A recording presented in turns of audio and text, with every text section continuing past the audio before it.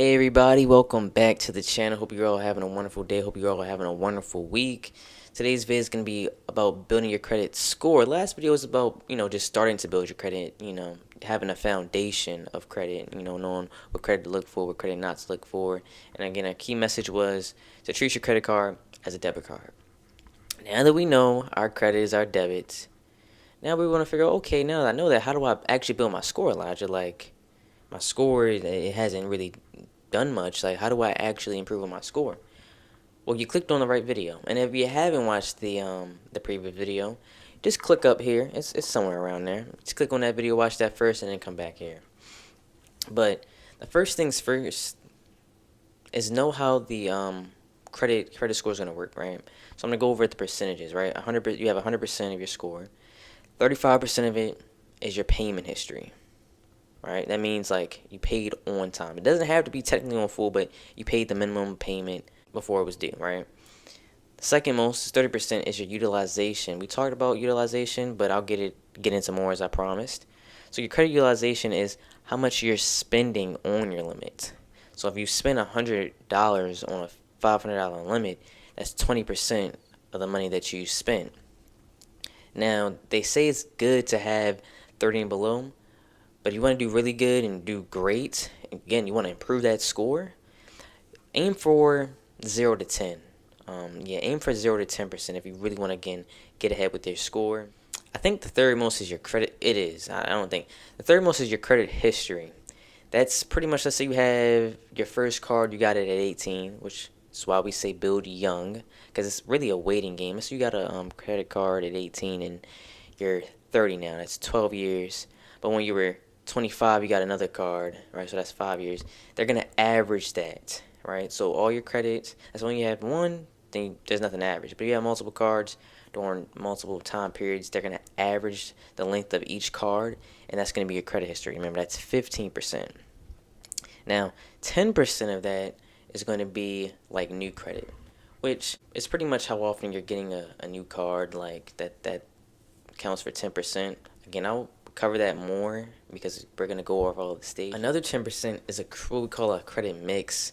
It's kind of like diversifying, like whether you got cards, loans, different types of loans, mortgages.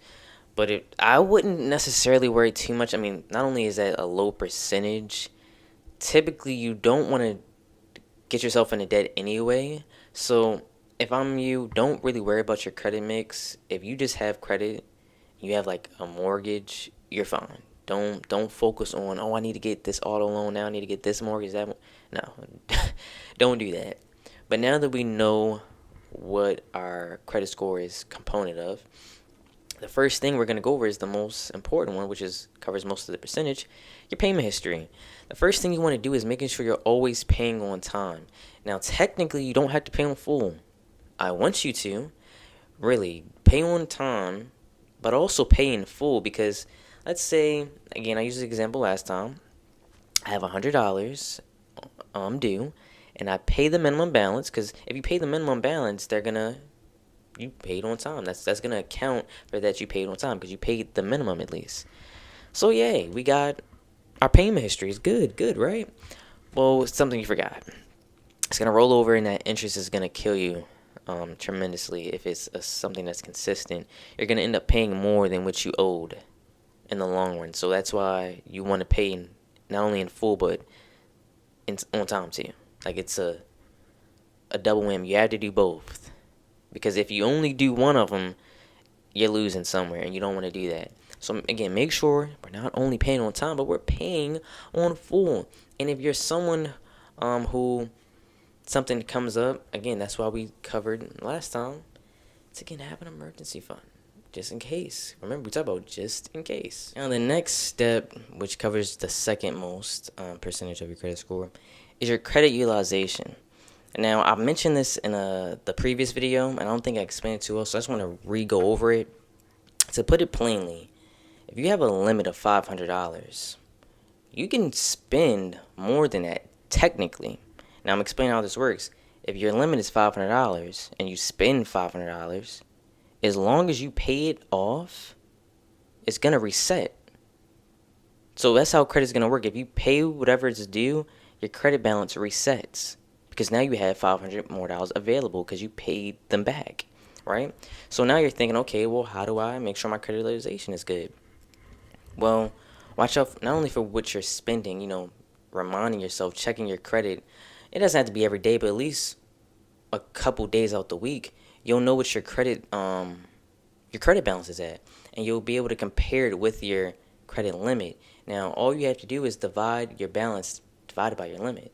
So if you can do that, it becomes easy to calculate what your credit utilization is. And again, you want to keep it between 0 to 10. So if you see, for instance, again, with that $100 on your 500 limit, you're like, 20%, I have to get it down. If you don't want to pay the full thing off because you want to keep it not completely zero, like maybe 1 to 10 instead of 0 to 10, you can easily just do this. Pay $75 off now, it's 25 out of 500.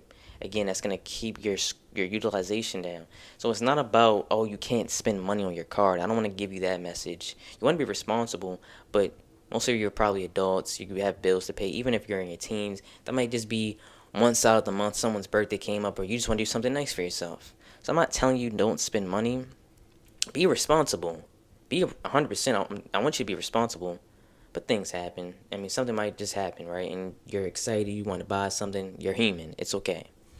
But again, you want to get your score up. Make sure that you're paying the amounts off before the closing date. So again, check with whatever your credit company is to see what your closing date is. So then you know, all right, if it's my closing date is the 31st of January, December, I mean, not even December, January 25th, let me pay off a certain amount so my credit utilization is good. And just keep that in mind. Number 3, again, we're just going to go by percentage, and that's the order it'll go into. With our 15%, which was your credit history, that's why it's so important to start at a young age. That's why I advocate to start as soon as possible, because it's really just a waiting game. You have to be patient. You have to be. You could try to like have multiple cards at one time, which isn't necessarily a bad thing. It'll go into another topic. Actually, I'll connect 2 topics. So you got your credit history and how often you're applying for a new credit. You have to be careful because yes, you want your credit history to be good. Meaning, if I apply for 10 cards or I get 10 cards in a small amount of time, right? If you thought like that, then you would say, "Oh, my credit history and 10 is going to be great." Well, one, if you apply for 10 cards at one time, that is going to look terrible. I know you guys probably wouldn't do that anyway, but if that even crossed your mind, that would be terrible. Okay, typically, if you get one card, you want to wait 6 months. I would suggest waiting 6 months to a year before even thinking about getting a new card, because what you're gonna get is what they call a hard inquiry. It stays on your credit report for 2 years. All right, it stays on your credit report for 2 years, and that's where it to a credit bureau, it seems like, wow, they just need to keep borrowing money. You might be thinking, I'm trying to optimize. I'm trying to, build my credit. No, you're doing the exact opposite. So focus on being patient. Like right now, I'm 18 years old. I was impatient. So I got a card around, well, I already had some credit history, luckily, because my parents put me on credit, which if you're a parent, put your kid on credit, build a credit young. But I got my card, I believe, August, and I tried to get a card like 2-3 months later. Not a good idea. I got a hard inquiry, my first one. I think I was trying to get an Amazon card because I get on Amazon. I wanted the Chase card. I wanted to be in the Chase portal. And then a few months later, I applied for another card. I got it, but it gave me my second inquiry. I got 2 hard inquiries in 2 years. Now, my credit score was already really good. I'm not going to say exactly what it was. My credit score was already really good, so it didn't affect me. But if you're just beginning your credit journey, I wouldn't take that risk. Like, just be patient. Get a card, then maybe a year later, you might get another card. But don't get cards just to get cards either. Make sure that it's actually beneficial for you. Like, it makes sense for you to get another card. So, again, with your history, make sure that you're, again, keeping your accounts too. Don't let your accounts close. Even if it's a card you don't really use. Let's say it's 10 years later, right? I'm like, I don't really use this card. Use it once in a blue moon. Like every 3 months. Like just randomly go to the store and use that card. You want to keep it open even if you don't use it that much, because again, your credit history, it may not be the biggest percentage, but it's still 15%. You want a good credit score, right? So just think of that. And to be patient, not only with your credit history, but with getting a new card, because that's going to have a negative effect if you're constantly applying for new cards, because again, those hard cores is going to take your percentage, not your percentage, but it's going to take your credit score down. Because again, it looks like you're just borrowing money consistently, and you don't want that. You don't want that look to be on you.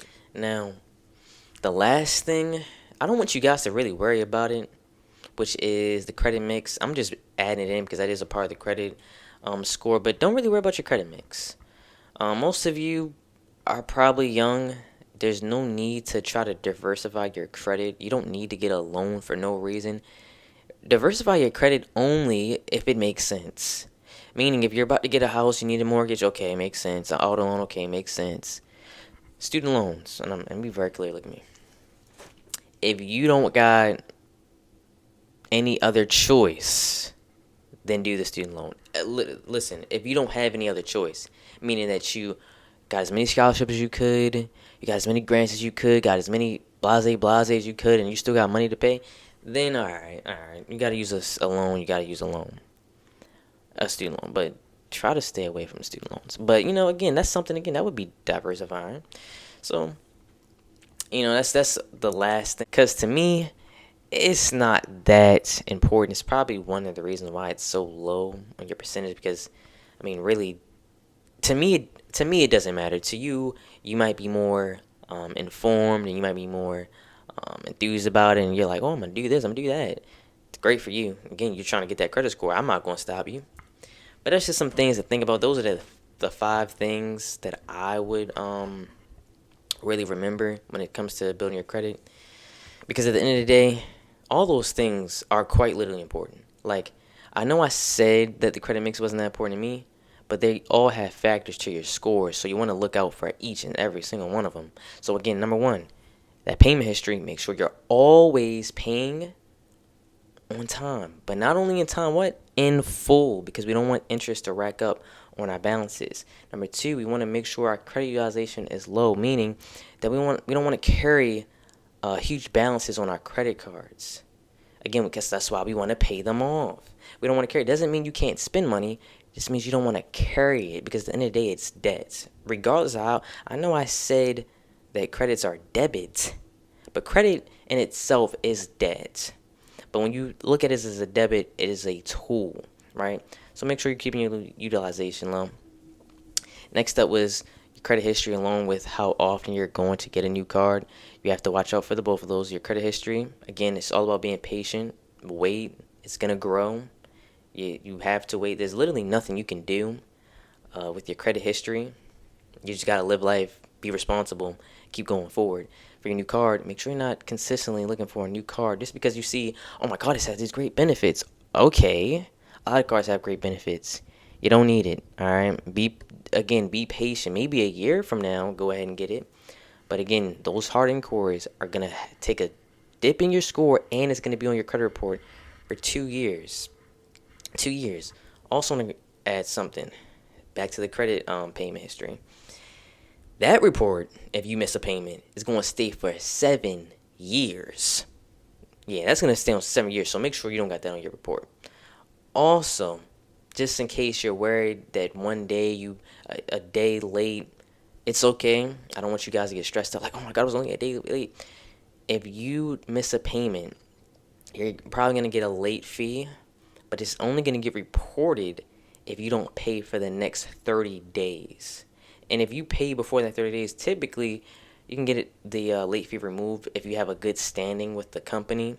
If you don't, then good luck. At least your credit history not your history. At least your credit payment history hasn't been completely screwed over. But don't worry. As long as you paid it before those 30 days are up, you're good. You're good. I would have be more responsible next time because you don't want a late fee, but you're good on your credit score. All right, you're good on your credit score. And last was the credit mix. I'm not the biggest fan. If it works for you, it works for you. That is literally how I see it. If it works for you, it works for you. If it does not, it does not, and it's okay. Don't worry about it too much. But I hope you guys enjoyed the vid. If you have any further questions, again, reach out to me, ask me. I don't mind just taking a little time on my day to answer a question. If you felt that I didn't explain something good enough, like, hey, can you just, again, go over this a little bit more? Maybe send me something that I can understand a little bit better. That's totally fine. That's totally fine. But, like and subscribe, guys. Please like and subscribe. Share the vid. If you have a friend, again, share knowledge. Meaning, if you got something from this video, send it to someone else and help them out as well. Spread the knowledge. Spread the education. All right. Have a great and wonderful rest of your day. And peace out.